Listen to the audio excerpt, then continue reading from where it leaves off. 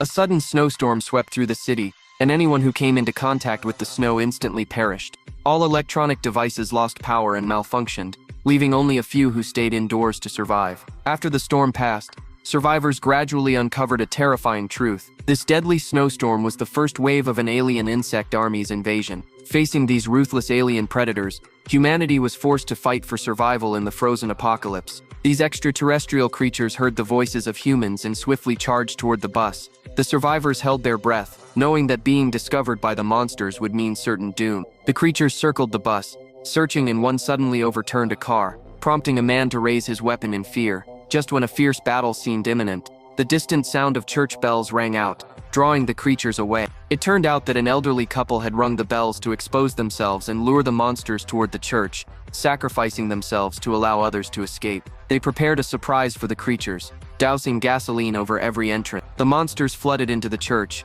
while the couple sat by the upstairs fireplace, lighting their last cigarettes. I spent the whole night looking for one of those.